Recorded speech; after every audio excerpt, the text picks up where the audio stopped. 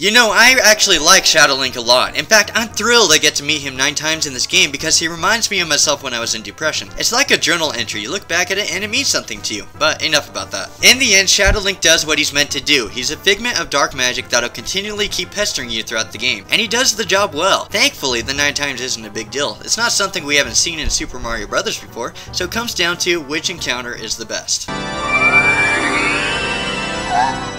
And that is Shadow Link, the 7th encounter from The Legend of Zelda 4 Swords Adventures. This one captures the 4 Swords Adventures theme the best. Just like with other party games like Super Smash Bros. Or Mario Kart, it involves a lot of action to keep your eyes glued, and that's what this boss does. With this encounter, the Shadow Links are back, but with a really big open area with portals for a middle enemy to scan the space and zap everyone. Because of the 8 links, the portals teleporting everyone and that middle enemy, it'll keep you on your toes, and it even cancels out knowing Shadow Link's moveset and weaknesses because it's so chaotic to keep track of everything. Bottom line, stuck to its theme, it's fast, it's easily one of the better and fun battles.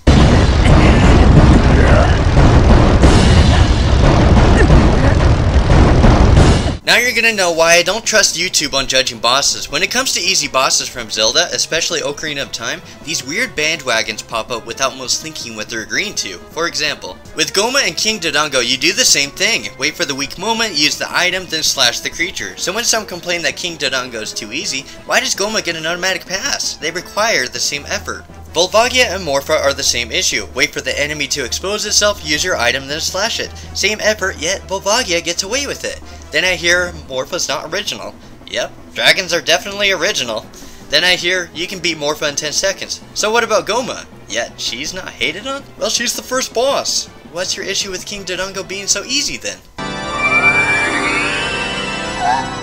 So when it comes to Twinrova from The Legend of Zelda Ocarina of Time, don't be offended if I take the easy difficulty argument with a grain of salt. Ganondorf, same effort, yet he's the favorite? About 90% of Ocarina of Time bosses are easy. The game is supposed to be easy. It's supposed to be a game that anyone, new or veteran alike, can pick up and play. Sorry I took a moment, but Twinrova is a controversial boss on difficulty for some strange reason. This won't happen often. Twinrova is by far the most creative boss in the Legend of Zelda series, using a vast amount of sound and environmental effects. Just listening to your mirror reflect and store fire and ice energy to blow back at the witches is a true treat for the ears and eyes. I think it makes for a very fitting final boss before you face Ganondorf. You're a veteran, you've seen it all, you've beaten them all. Think about it, what can't you beat? Which would you prefer? A difficult boss you'll beat down in seconds and forget? Or a memorable environmental artsy boss that's a true treat for Zelda players for your hard work getting this far in the game?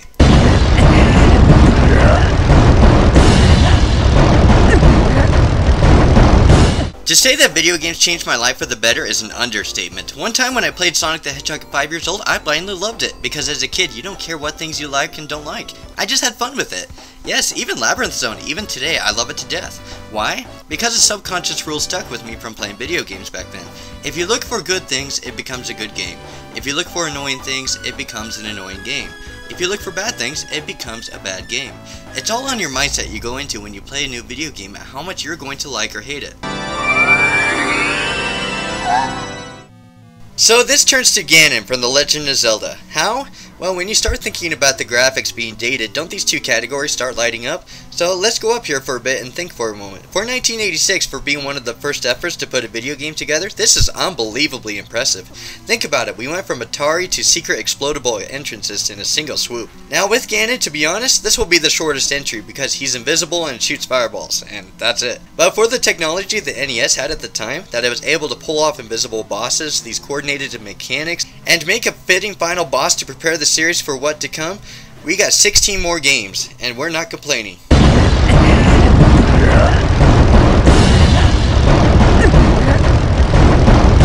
Okay, now this is funny. I'm a big fan of Battletoads, pretty good at it until level 6 where the snakes really get me. When you play this up at college, there's that inevitable level 3 bike scene that catches everyone's attention in the living room with roommates. I kid you not, I can pull it off flawlessly after playing this game a lot, but when someone watches me play and breeze through it, they think they can do the same. None of them have ever beat level 3. Can you? So now we're looking at Argus from the Four Sword Palace version from The Legend of Zelda: A Link to the Past. If you look back at my part 3, I consider this guy the biggest chore, meaning you'll take forever to knock down his defense. Even with Jellyfish electrocuting you, it won't be a problem, and then a second stage begins, and referencing back to that stage 3 Battletoads moment, it looks easy, doesn't it? However, one of the biggest things that throws off players is getting hit while timing for attacks, and when you get interrupted, the chances of getting back into your rhythm is almost impossible before you die. Hey, you could be good at it, I don't doubt you, but this one seems to be the most fair and challenging one to fight out of the 4. Notice I said fair.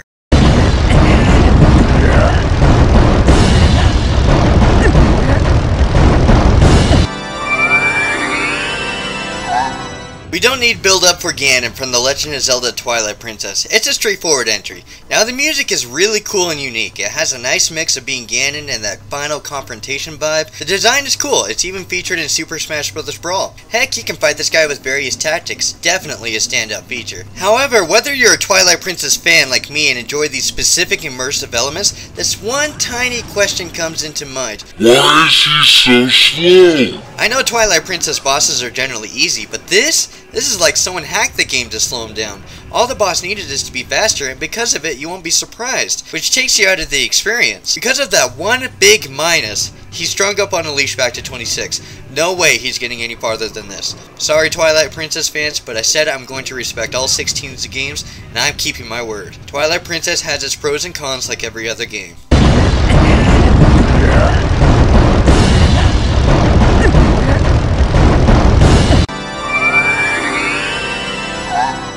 Now we have Skeldridge from The Legend of Zelda: Spirit Tracks. Hey, guess what? There are no more Phantom Hourglass bosses on this countdown, and 3 left from Spirit Tracks, and they're very distinct DS boss battles in their own style. With Skeldridge, he's the winner with the Towering DS style boss, meaning his upper half is present in the top screen and we work with the ground in the bottom half.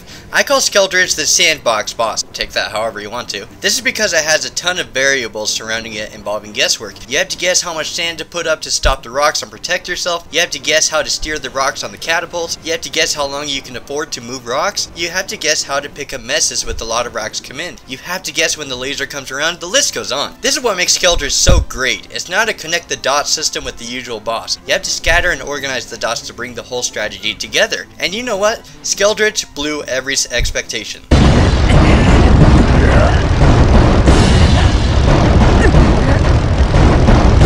Every franchise has done and experimented with different things with varying results, and you know what? It needs to happen or else the formula gets stale.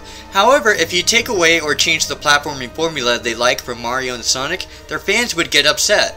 If you take away or change the RPG formula they like from Pokemon, Pokemon fans would get upset. If you take away or change the shooting formula they like from Call of Duty fans would get upset. And well, with Zelda, if you mess with the adventuring formula,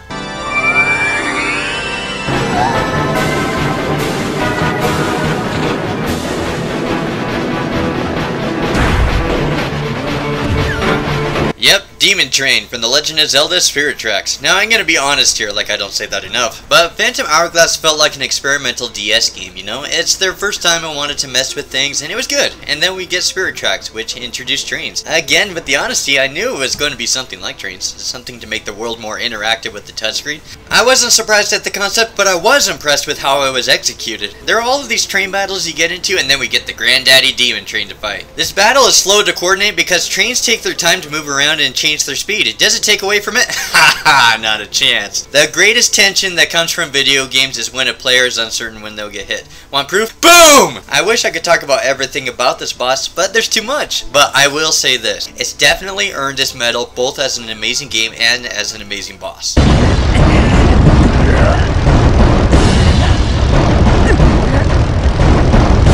I have a code I live by called Kindergarten Rules, which are 25 rules I use to keep life simple. The reason I dubbed them Kindergarten Rules is because their answers so simple that most humans won't accept them being so simple. And because people won't take that name seriously, it feels more fitting to my identity on how I approach life and problems. Rule number 6 is that opinions are like colors. Everyone has their favorites and dislikes. Check out these 4 colors: red, yellow, green, and blue. Which is your favorite? Stare at it. Now, the color is naturally appealing to you, right? No matter what I say, it's not going to change, right? Because your eyes just like it. There's no explanation needed. Now, let's change these. Same as the colors, you naturally have a favorite Zelda game throughout these controversial Zelda games. You can preach your feelings to the world, or someone can preach to you. But that Zelda game is your heart and soul, and you love it.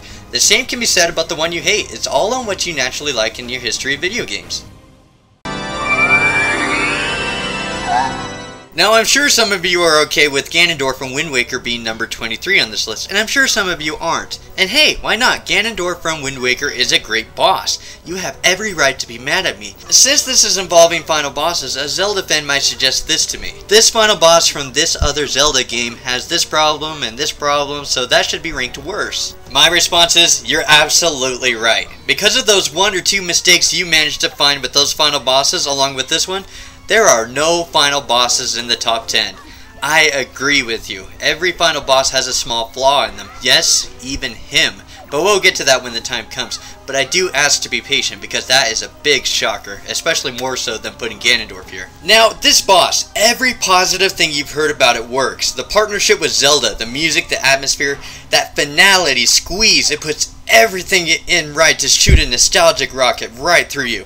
But I bet you're interested in the cons, and don't blame you. What are his weaknesses? The simple truth is that there are none. It's number 23. It's very well built battle and nails it with Wind Waker's theme. It's just not as expansive as the further entries here. Like, he doesn't have a second form like Stallard to mix things up. It doesn't do anything too flashy or engaging in its environment like Baronade or Blizzetta. And it doesn't scream anything too unique like losing your sword to Ganon. You see what I mean? It's an A-rank boss, all flawless marks. It just so happens the other members of the class had more. You get the picture.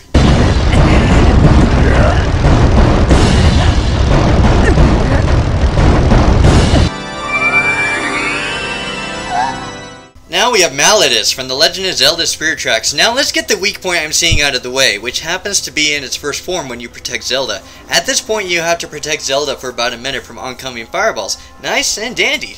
But if one passes you, you have to start the entire ritual back over. It's an excellent challenge, but for a Zelda player having the potential to go through it a few times, it isn't fun. Overlooking that, we have a brilliant final boss to brag about in its 3 stages. Yes, the first part is challenging, it definitely does keep you on edge. The second part is unique to a boss, having to play along with Zelda with your instrument to weaken Malladus, which is really engaging and envelops a true atmospheric glow. Finally, the cake comes with the third part, where Zelda has to shoot it in the back with her light arrows. Awesome? Yes! Especially with the twist that Malladus could charge her instead of you. And then the finishing stab, brilliant! I'm at a loss for words. This boss is so cool.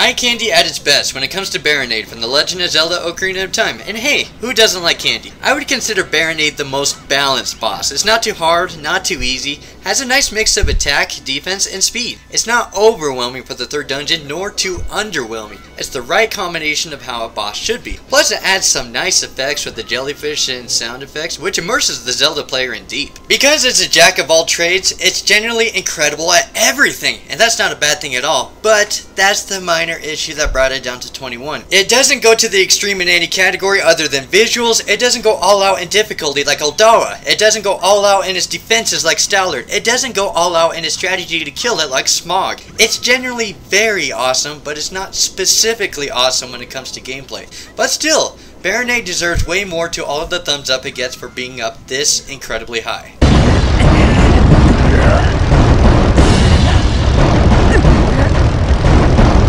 Now you're going to finally find out why I specifically like The Legend of Zelda Twilight Princess. Well, you see, I'm a roller coaster type of video gamer. If the game is as easy as keeping my hands and feet inside the vehicle, I really don't care as long as I'm immersed in the thrills that will come. In other words, I don't care about difficulty if I'm having a whole load of fun. Challenge is in my top 5 fun things in video games, but immersion is something I have a super soft spot for. Everything just worked for me. The graphics, the cinematics, the presentation, the wolf, and the endless amount of original and immersive moments kept me reeling in the hours.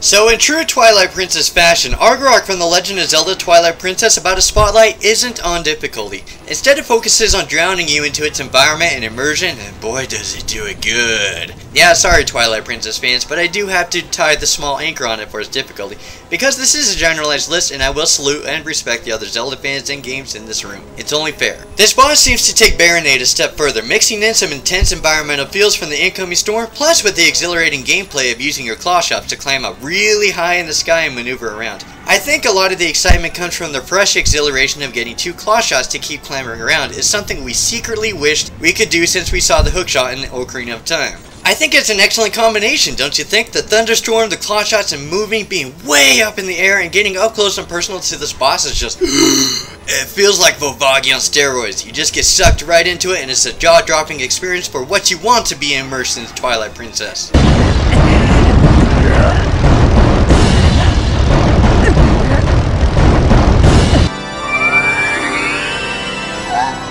Now, Demise from The Legend of Zelda Skyward Sword is the strangest entry on this list, because it's the most recent final boss fight on this list, at the time when I made this before Link Between Worlds came out. That has quite an impact on its current bar in the Zelda series, so I'll have to judge this from a different angle. If this was my first Zelda game and I knew nothing about the standards with final bosses, how would it fare? The music is musical, the sound is sounding, the flash is flashing, the environment is environmental, the boss's hits feel genuine while your shots feel like they do damage. There's more. The boss picks it up. There's a fair amount of challenge. The design is rather neat. There's a sense of rivalry. Look at these reflections that multiplies the immersion. The dark atmosphere feels boding, isolated, and personal. You both have magic to keep things interesting. And finally, the finish. Rah! Psych. As for the downsides, it's not memorable for some, it can be easy for some, and obviously the originality isn't enough to get the word of this boss around. And after 16 games, let's face it, that's not surprising. While the positives creased all over the package, it barely scraped to number 19. And frankly, I don't see this guy going any higher or lower than this spot. I do personally wonder why he's underrated. He was harmless, easy on the motion controls, and made a nice addition to the final boss pool.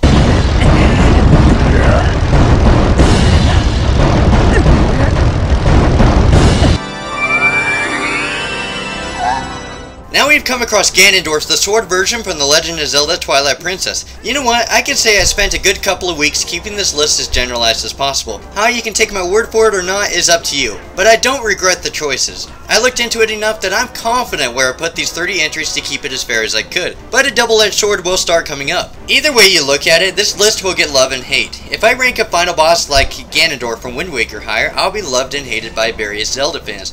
If I do this and put the Twilight Princess one higher, different love and different hate will start spreading, but it will come either way. Some may be thinking, well, when comparing these final bosses, I don't rank like that. When I said I keep all Zelda fans in mind, I wasn't bluffing. I asked questions like, what would someone who has played Oracle of Ages think of this boss? Or ask this one often, what if someone who was trying this out as their first Zelda game think of this boss? It's very silly to directly compare games or bosses like that. It's like comparing an arm to a leg. Each has their pros and cons people happen to like, but it should be more how it contributes to the whole body. So each brother and sister game in the series has their challenge. Doesn't mean they've ever been bad Zelda games. Rant over. But this is a very important thing to talk about. As for Ganondorf himself, he's definitely an original final boss battle. Because Link carries a sword all throughout his adventures, it feels fitting to have a Ganondorf thrown in there where you just duke it out, sword to sword. Nothing complicated, nothing big, no Zelda involved, just swords. Chances are, if you played through Twilight Princess up to this point, you're likely a fan and enjoy the game for this game's immersive elements it puts you in. And if you expect that out of a final boss, you will not be disappointed. The music, the atmosphere, the whole one-on-one showdown in a sword duel, that surpasses everything you want out of a Twilight Princess boss.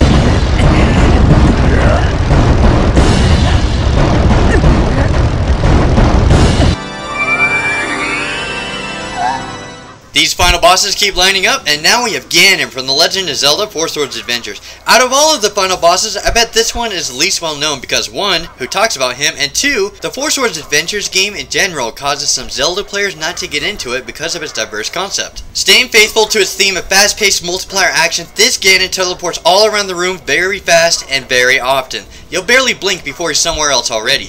Now comes its weak point is that if you happen to be a Zelda player playing this all by yourself without friends, this is a rather underwhelming boss because the less players there are, the less chaotic it is. On the other hand, if you get a few buddies with you, it will cause some interesting coordination of attack. It gets really good points because of its spontaneous blue energy attack, which will really mess the party up, especially if some are more or less prepared for it, and for a second phase to add some variety to the battle. It's a shame it's not more well known, but it is quite the difference in a Zelda game. For those few who did make it this far, it's a nice way to end it all, huh?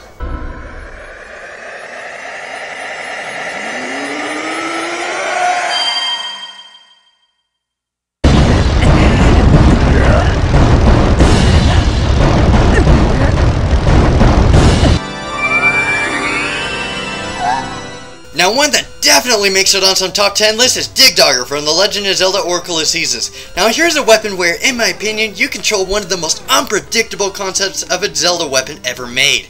These awesome magnetic gloves. Every time you use it, it gives off a burst of negative or positive magnetic energies and alternates every time you use the glove. Now check this out, because you control this spiked magnetic ball that reacts to your gloves when you face Dig Dogger, a big trial and error game begins with coordinating the ball to hit Dig Dogger, but your gloves, where you are, and where Dig Dogger keeps jumping to, really gets your attention in this battle because everything keeps moving and you're getting a fresh taste of learning how to use the gloves to work with the ball. This is a very unique battle with everything I talked about along with the last kicker. When you damage Dig Dogger enough, he splits up into little versions of himself and you can damage him before he comes back together. But just try to maneuver that thing to hit them. It's a true challenge and definitely a plane of creativity that should be used more often.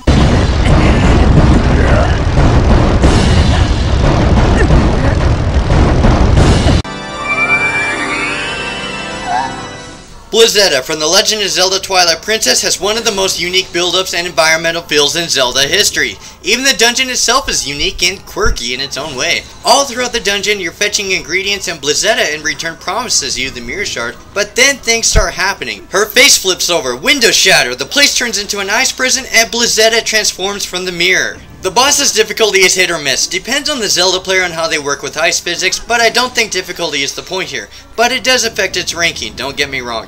You see, no one will admit this, but when someone gets scared or intimidated in video games, they play worse. Blizzetta is one of those rare bosses where everything in the environment is coming at you so fast you don't know what to do with it, which makes it much more dramatic for the moment. You got things from horror movies, ice physics, the small boss arena, the music, and an item that takes time to ready up to use. Unfortunately, I had to drag this down from the top 10 to here, because after you've beaten this boss the first time, the easiness of the boss becomes more of a distraction to take away the immersion when you play the game through another time. Well, that's a doggone shame, but horror movies only work once the first time, right?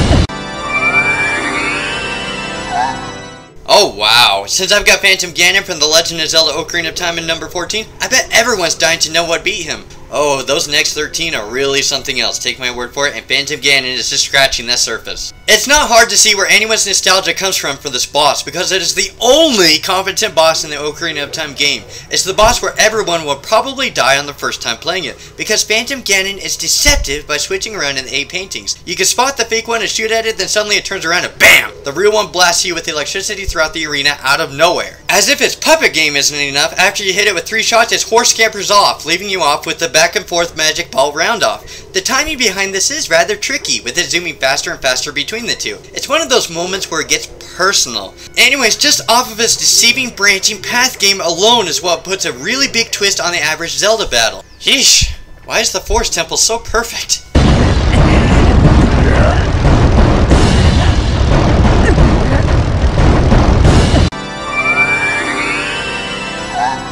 Yep, we're here, at that guy. Everyone who has played The Legend of Zelda Majora's Mask knows about Majora's Incarnation. Now everyone is wondering, what do I say about this thing? Well, I find this boss one of the best wake-up calls around because it tells a story. This battle reminds me that you're not fighting something human or human-like, but instead an enchanted mask. From what it's been doing to the Skull Kid, it obviously only has evil on its mind, and well, since you're stopping it from doing evil from the first form, it doesn't know how to respond to Link. So instead, it takes out its stress on doing whatever random thing it's doing here. Think of it like a computer. If you take it away from what it's designed to do, it won't know how to respond properly to the new task at hand. Now this is what makes the battle unique. It doesn't fight back at all. Well, it does a little. But this is something so out there that you're not thinking how easy it is. That music, the squeals it gives off, its incredible speed to avoid your attacks even with Z targeting. Just the first time you fight this, what do you do about it?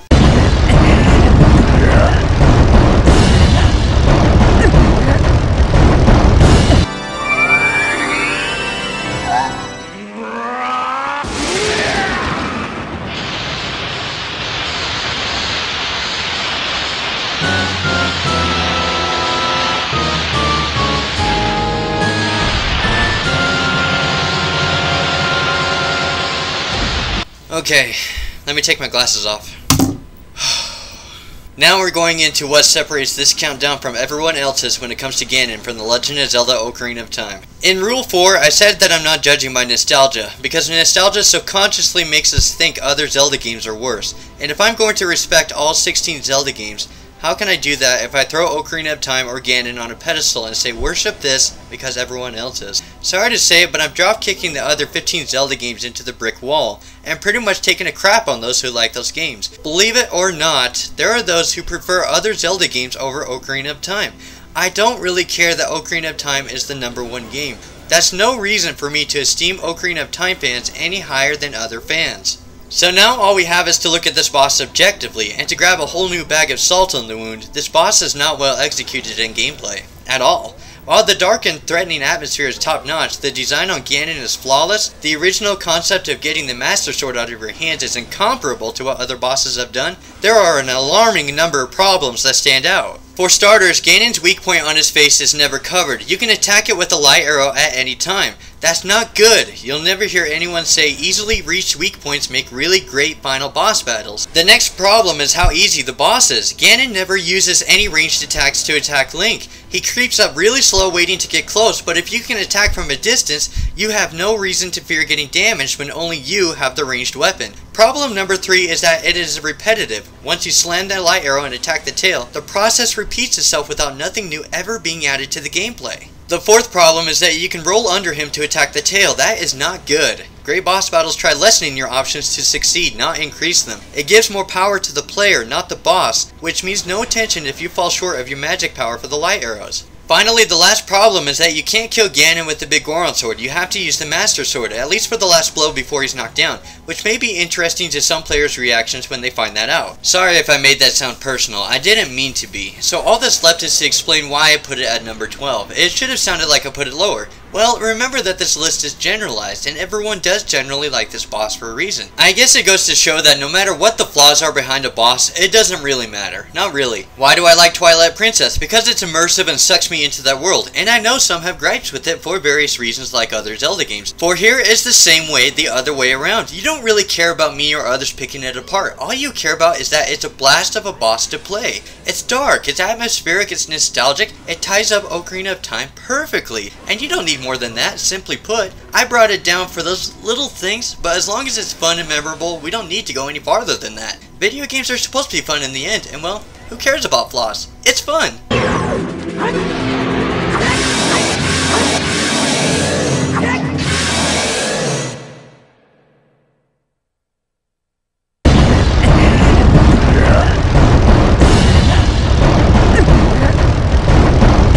This boss is everywhere. 2 boomerang blades, 6 arms that you can rip right off his body, and get this, he actually has enough sense to keep his danged weak spot covered. Once again, you wait for him to get stuck, tear his arms apart, and... You've gotta be kidding me. Yes! Yes! Yes! Cut off all his limbs with his own weapon and then beat the crap out of him. He also has the ability to summon the previously mentioned cursed bokoblins for some reason, which I find really funny because you can make this happen. Timber!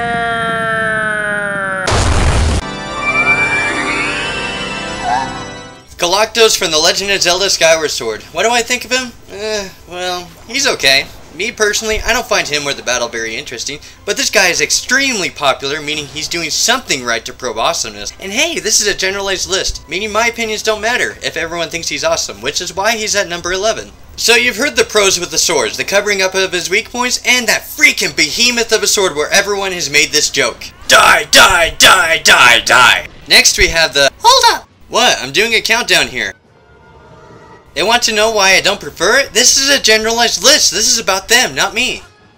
Yeah, you're right. It'll come up in the comments. Well, it's like choosing your franchises. Some like Mario, some like Sonic, some like Zelda, some like Metroid, some are naturally more appealing to some gamers than others. Simply put, like the bosses, Galactos doesn't excite me. His design doesn't excite me, his tactics don't excite me, the big sword thing doesn't excite me. I don't know why it doesn't, it just doesn't. First time when I went through that game, I literally went by Galactos without a second thought. Hey! You made me talk about my useless opinion instead of the awesome things in this boss. I can't be mad at you. And you're right, everyone has heard the pros in every Zelda boss countdown ever.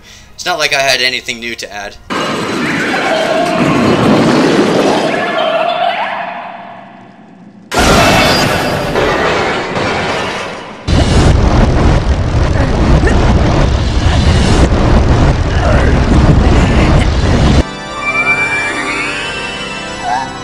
Bosses don't usually come in more than 1 or 2 forms, so it was a huge surprise when Ramrock from The Legend of Zelda Oracle of Ages actually has 4 forms, and he isn't a pushover either. I mean, wow! I seriously mean this, that if the developers put in 3 to 4 forms on every boss, just things would happen. Things would so happen! And then in a Game Boy Color game of all places, just... And to top it off, this boss doesn't give up too many clues about his weaknesses, but they're not so obscure that you could figure it out after a bit of thinking, which is the perfect balance and strategy behind a boss. The first form involves knocking his fist back at him when he shoots them at you. The second form involves him trying to squish you, but instead you have to throw bombs for him to squish and explode on himself. The third form takes a bit of thinking. He equips his shield side to side where there is no opening to attack him, unless you use the seat shooter to hit him in the back from the wall. The last form involves you catapulting his metal weapons right back in his face when he fires them outwards. Just the 4 forms, using 4 weapons, both unheard of concepts in the Zelda universe, because there's usually 1 of each. Just perfection! This boss pulled out his full potential, no questions asked.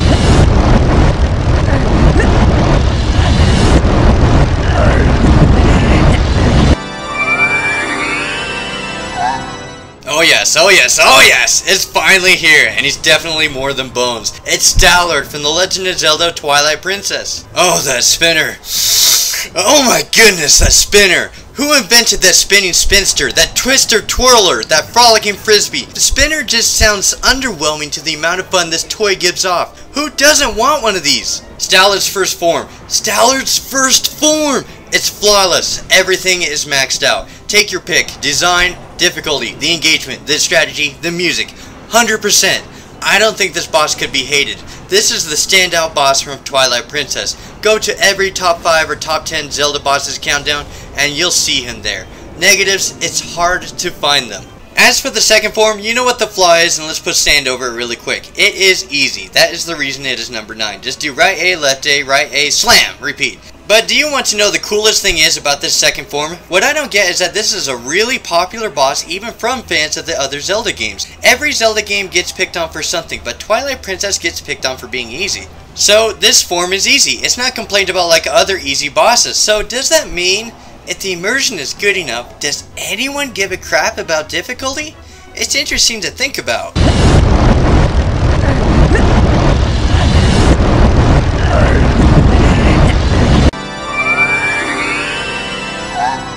I feel bad now because not many will fight the Darklings from The Legend of Zelda: A Link to the Past. Okay, I'm gonna say it. This is the most straightforward, unforgivable boss in the Legend of Zelda series. Notice I said straightforward because that means no tricks and no shortcuts. Both because the bosses are ludicrously tough, like the pinnacle of the Four Swords Palace should be, and you're fighting 4 versions in an endurance battle. 4 bosses. When you fight the green one, the first one is like, hey, this is pretty standard, but ho ho, each subsequent Leak you fight adds on a new move and tactic. You're probably like, not so tough. Listen closely. You've got the usual Zelda player. He's fought 4 god bosses from this palace. He's got his bottles full of those full heal bottles. Don't expect them to be full of that special liquid for long while fighting this. So exactly what's happening here? It's Dark Link's arsenal. It's massive and he's wildly unpredictable. It's simple sword combat but done with a lot of cheap tricks. Ever played those multiplayer games where opponents cheat? Well, Shadow Link needs to. Because you're the best Zelda player alive and only cheats can stop you. Or will they? Or will they?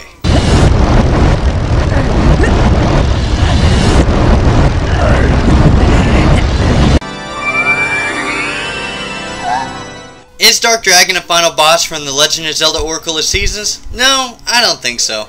In Oracle of Seasons alone, sure, but both games are meant to be played through up to Twinrova and Ganon, so I don't think it counts. Here's another shocker. This is not the last boss from the Oracle games on this countdown. Yep, there's another. The Game Boy games are not hoofing it to catch up to the other games. They're staying right on track. I think out of all of the bosses, Dark Dragon requires the most adapting, meaning Dark Dragon uses attacks that are so random and so fast, you don't know how to deal with them at first. I wouldn't be surprised if most Zelda players died on their first try here. I mean, you've got his arm brush where you need Pegasus seeds. There's even a bullet hell section here that is really tight to get around. That timing to jump up on his hands to hit his face is really precise. this boss really has some precise and tight moments. But I think what ultimately messes everyone up is the sudden change of environment. In the Oracle games, very often it's done around a room. Here it's done like a 2D platformer, and wow, if this is the best way to catch a Zelda player off guard, this is it.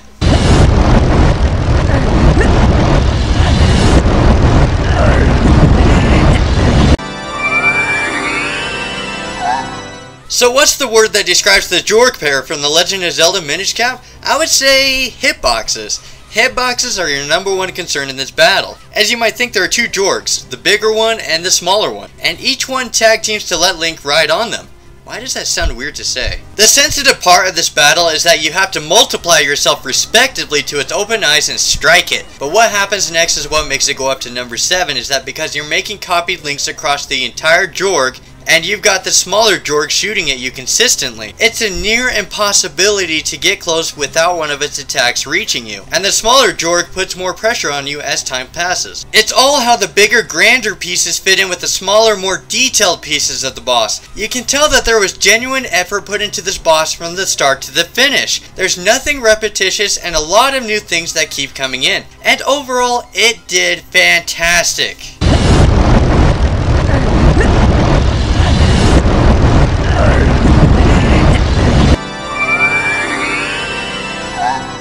Either you're saying, ooh, yeah, yeah, yeah, yeah, yeah, yeah, yeah, yeah, or you're going, no, no, no, no, no, no, no, at Smog from The Legend of Zelda Oracle of Ages. To explain, on one side, Smog is the best puzzle boss on the map of Zelda games. Nothing will top it.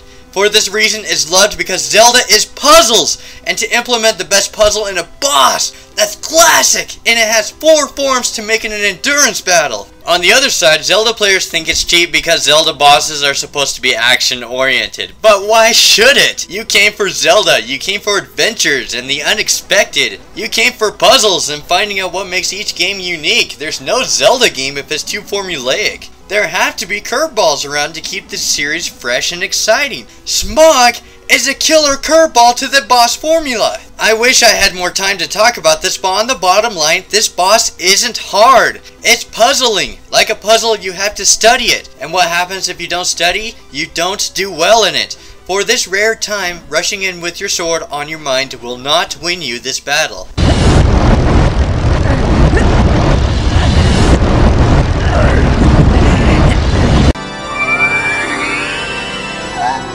Now we have the most unique battle in the series with Goat from The Legend of Zelda Majora's Mask. Of course it's unique. How often is it you're chasing the boss for a change? Like, ever. To multiply how original it gets, you have a Goron outfit on and going pretty stinking fast. If there's one reason everyone wants to make a remake on this game is as original as it gets with its control schemes. So to describe this battle, it's pretty simple. Chase the boss, but Ghost defenses are exceptionally top-notch and makes timing to dodge them extremely interesting. You've got rocks being kicked out at you, the ceiling is coming down, there's bombs exploding, the attacks are endless. Goat will even stop to zap you if you're falling behind. Plus, secure in the fact that this boss will take a while, look around you. You've got no complaints there. And you want to know the secret? Come closer.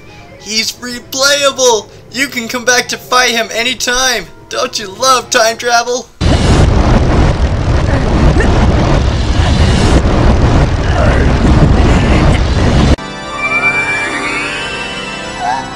Now we have the boss with the most unique timing in Zelda history with Odawa from The Legend of Zelda Majora's Mask. You see, there's no Zelda game that directly happens before or after each other except for Majora's Mask that happens directly after Ocarina of Time. As for the Oracle games, you choose which one happens before or after. So why is this important? Most likely, this means we have veteran Ocarina of Time players playing this game thinking they'll road slide through these 4 dungeons thinking they'll breeze it. Then we get Odawa as the first boss to cut them at the ankles. This is the definition of difficulty spike. Who is expecting something harder than any final Zelda boss in history? He's fast, he's powerful, his range is large, he's unpredictable, he's got tricks, he's got traps, he's got monsters that stand after you, he's got fire, he's got bats, he's got originality, and you know the best part? You have 3 hearts.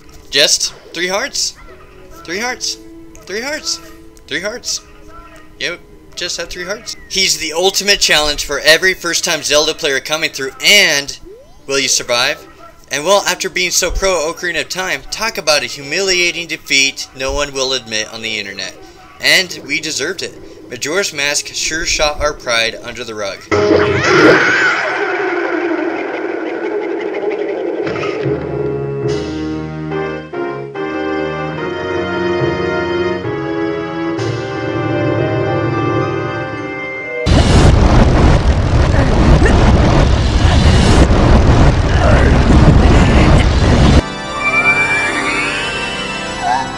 Now we've come across the most infamous boss, Dark Link from The Legend of Zelda Ocarina of Time. Oh, this boss is just a dark reflection of yourself? I don't think so.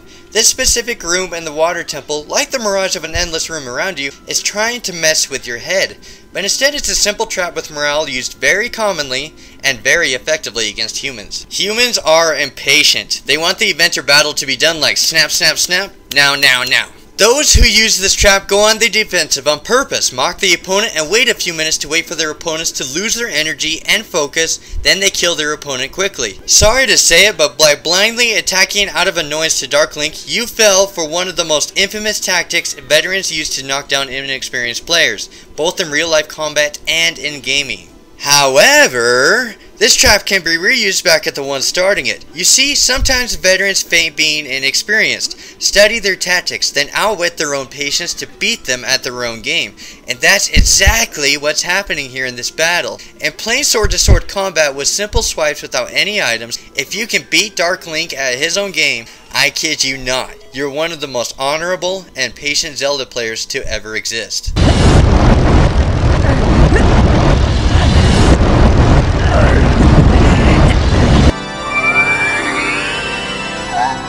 This is Zant from The Legend of Zelda Twilight Princess.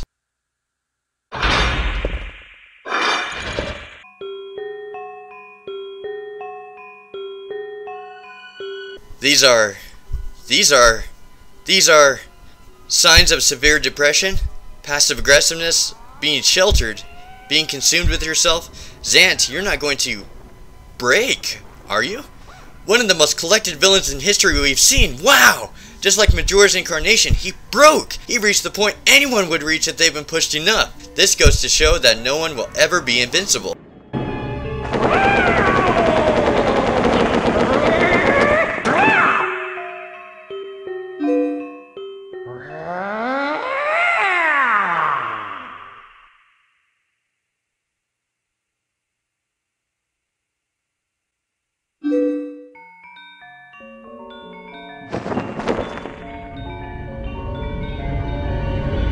Keep a person cooped up being miserable for too long? They freak. No exceptions, so Zant is out to kill. Okay, this is a boss we need to break down. There's 6 stages. 6. Each stage has its own version remix of the song that's playing that is so spot on to the situation happening right now. Each stage uses a different item. Think about it. Zelda is known for about 1 or 2 normally. There's 6! Not close to being done. Do you know how they would have made this boss a colossal failure but didn't choose to do? A boss rush. It could have been a single reboot of all of the bosses you fought in the game through Zant portraying them. But no! Zant is fighting you in each of these 6 different environments with 6 different strategies with 6 different styles. Now what I don't understand is that Zant gets a bit of eyes coming his way because of his attitude, but why is it a surprise? Think of it like this. Imagine you're trapped in a well, knowing there's a way out way above you and there's no one around to help you. You can't climb the wall, but you try anyways. What's going to happen over time? You're slowly going to go insane. In Zant's case and how he's been explaining things, he's wanted something for a very long time. And he finally has the opportunity to get out of the well for X number of years, and Link is standing in his way. You wouldn't care. He didn't care. You don't care about reason. You don't care about anything related to human emotions. All you want to do is get out of that idiotic dead end you've been jammed into. If you want to experience a small taste Zant does, I dare you to stay in the room you're watching this video for a week, for a month. No, don't actually do it, but it would drive you to do anything you could to leave the room if the stress is high enough.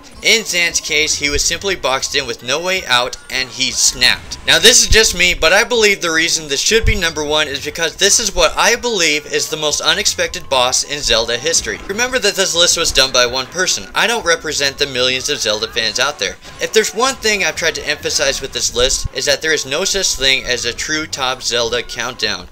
ever. The reason I think the Legend of Zelda series is so awesome is because we don't come to a consensus on anything, which is what makes it different from Mario and Sonic, because we can choose personally what games and bosses we like and enjoy. It's never been hard and facts, it's always been preferences. It's always been preferences. If there is one thing I did wish others would take away from this countdown, is that we shouldn't trash other Zelda players' opinions or the games and say out loud, well, I'm the true Zelda player. We're all Zelda fans. We all enjoyed the Zelda series for its diversity in the formula. So let's not take things so personally every time a different opinion is said about the Zelda series.